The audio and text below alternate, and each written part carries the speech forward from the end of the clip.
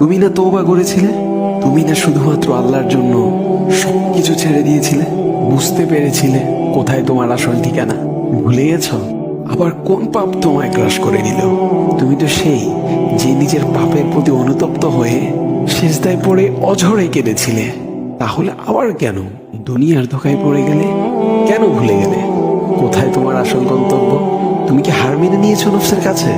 তুমি এত দুর্বল, ভুলে গেছো তুমি কার বান্দা? কে তোমার রব? তোমার রব তো সর্বশক্তিমান। সর্বশক্তিমানের বান্দা আবার কখনো দুর্বল হয় নাকি? মৃত্যু পর্যন্ত লড়ে যাও তুমি।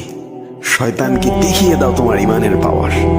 শয়তানের ধোকায় পড়ে অনেক পাপ করে ফেলেছো, তাই নিরাশ হয়ে গেছো তুমি, তাই না? তুমি কি জানো না তোমার রব কতটা মহান? তিনি তো তোমাকে ক্ষমা করার জন্য অপেক্ষা করছেন। তাই ফিরে আসো সেই রবের দুয়ারে, যার দুয়ার কখনো বন্ধ হয় না।